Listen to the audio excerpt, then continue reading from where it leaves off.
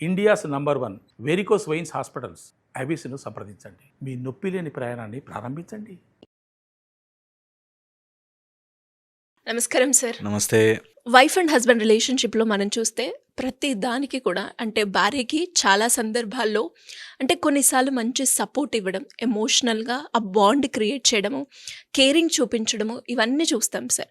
కానీ కొన్ని సందర్భాల్లో అస్సలు పట్టించుకోకుండా, రెస్పాన్స్ లేకుండా, అసలు ఈవిడ ఒకటి ఉంది అనేది గుర్తు లేకుండా బిహేవ్ చేస్తూ ఉంటారు. అలాంటి సందర్భాల్లో అంటే ఇతను మంచోడా కాదా, కరెక్టేనా కాదా, నేను అనుకున్నది తప్ప అని ఇలాంటి ఆలోచనలు వైఫ్కి క్రియేట్ అవ్వడం మనం చూస్తూ ఉంటాం. అంటే ఎప్పుడైతే ఒక స్టేజ్లో ఇడు మంచోడా కాదా అన్న కన్ఫ్యూజన్ స్టేట్ ఉంటుంది కదా సార్, దాని నుంచి ఎలా బయటపడాలి, అది క్లారిటీ తెచ్చుకోవాలా వద్దా? చాలా ఇంపార్టెంట్. ఒక వైఫ్కి ఎప్పుడన్నా అట్లా అనిపించినప్పుడు చాలా చాలా ఇంపార్టెంట్ బేసిక్, నేను ఏ పొజిషన్ నుంచి ఆలోచిస్తున్నాను అన్నది ఇంపార్టెంట్.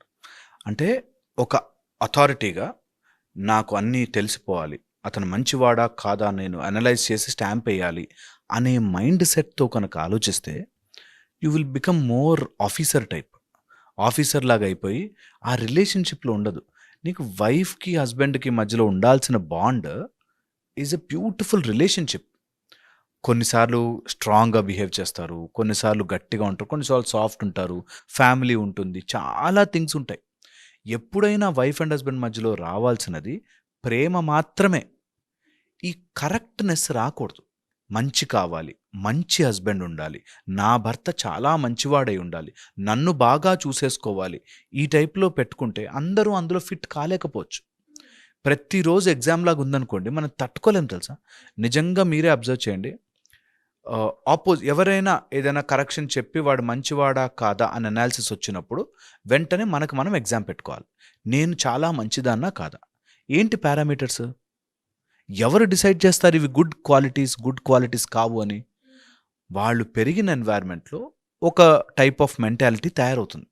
ఆ మెంటాలిటీలో కొన్ని రైట్, కొన్ని రాంగ్.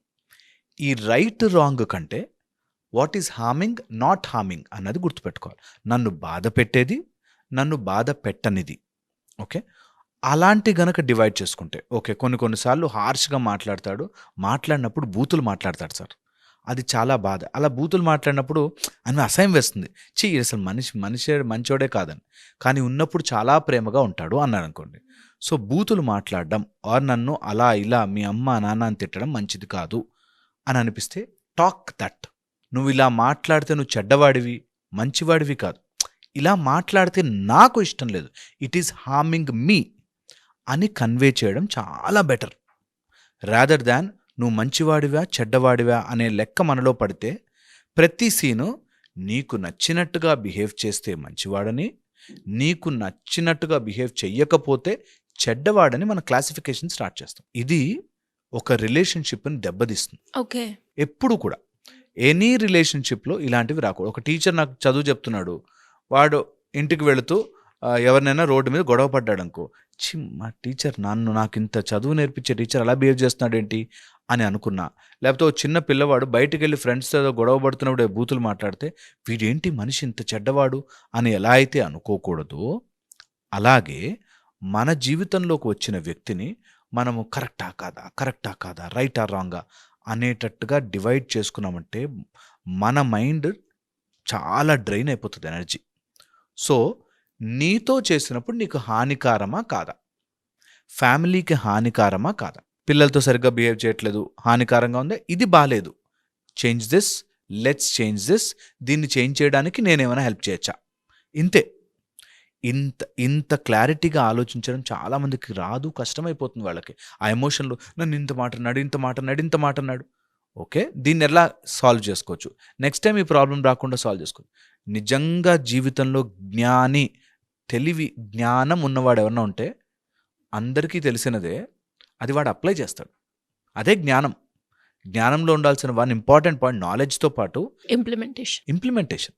సో అలాగే నిజంగా నీ లైఫ్ సాల్వ్ కావాలి అనుకుంటే you should do the small thing that, నేను ఎప్పుడైనా ఇట్లాంటి గొడవ వచ్చినప్పుడు అందులో హార్మ్ఫుల్గా మాట్లాడినవి, గొడవ జరిగినది, ప్రాబ్లం అయినవి తీసుకుని వాటిని ఎలా సాల్వ్ చేయొచ్చని అడిగి డిస్కస్ చేస్తా. కొంచెం అరుస్తాడు, కొంచెం కష్టపడతాడు, కొంచెం ఇబ్బంది పెడుతుంది, ఎలాగైనా సరే, but first we will solve it అన్నది ఇంపార్టెంట్. అప్పుడు ఏమైపోయింది, మొత్తం ఈక్వేషన్ వీడు మంచోడా చెడ్డోడా కాకుండా కొన్ని ఆస్పెక్ట్స్ ఎందుకు ఇట్లా బిహేవ్ చేస్తున్నాడు, దాన్ని ఎలా కరెక్ట్ చేయొచ్చు. సో సొల్యూషన్ వైపు అడుగులు వేస్తాం. లేదంటే నువ్వు అట్లా చేసినప్పుడు మంచోడివి కాదు, ఇట్లా చేసినప్పుడు మంచోడివి, పొద్దున 6 గంటలకు లేస్తే మంచివాడివి, 4 గంటలకు లేస్తే చెడ్డవాడివి, ఈ టైప్లో you will create a pattern. అందులో ఇరుకుతుందా లేదా, అందులో వస్తుందా లేదా అనే దాంట్లో కన్ఫ్యూజ్ అయిపోతాం. You constantly end up in trouble. So చాలా రిలేషన్షిప్లో ఉన్నప్పుడు అది సోర్గా మారినప్పుడు కష్టం, బట్ డూ దిస్. ఓకే.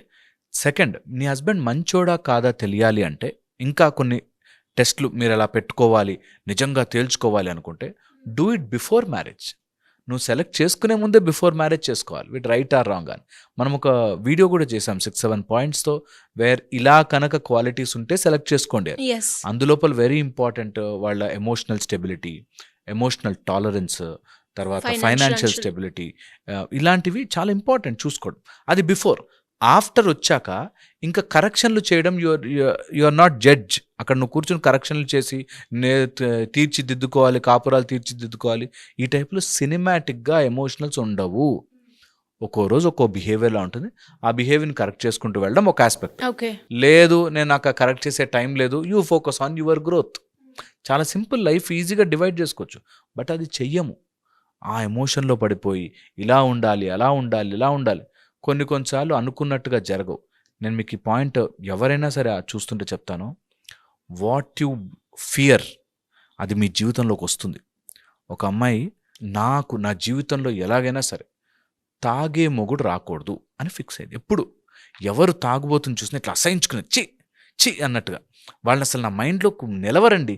చిన్నప్పటి నుంచి నాకు తాగే హస్బెండ్ రాకూడదు అనుకున్నాను.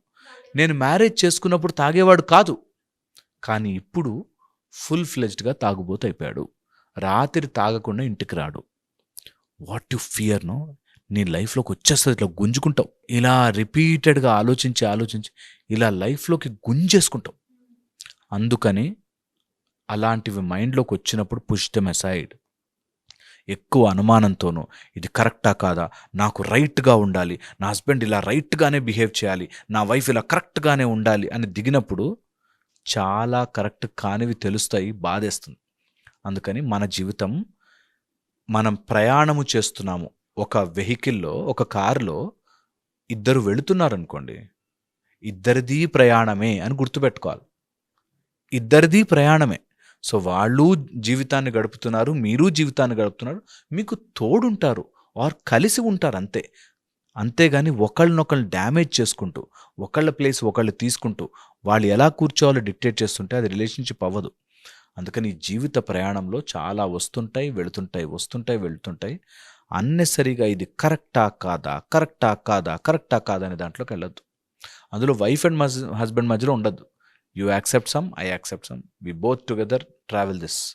అంతే 40-50 years కలిసి ఉండాలి. కాబట్టి కొన్ని ఎస్, కొన్ని నో. బాధ పెట్టేవి, హార్మ్ఫుల్, నాన్ హార్మ్ఫుల్ చూసుకోవాలి. ఏది నన్ను బాగా కష్టపెడుతోంది, దాన్ని ఎట్లా డీల్ చేయొచ్చు చెప్పచ్చు. ప్రాబ్లం అయింది, సాల్వ్ కావట్లేదు, టేక్ ఎ డెసిషన్, డీల్ చేయండి, గట్టిగా ఉండండి. లైఫ్లో చాలా వస్తాయి సాల్వ్ కాని సమస్యలు, ముళ్ళల్లాగా చాలా వస్తాయి. అవి సాల్వ్ చేసుకోవాలి.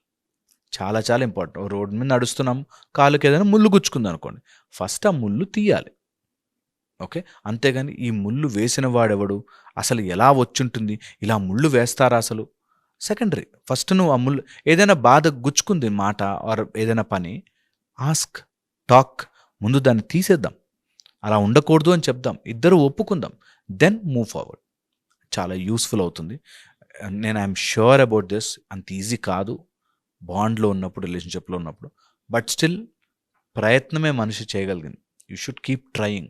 అది కావాలి అనుకుంటే ట్రై చేయాల్సింది. Thank you sir, thank you so much.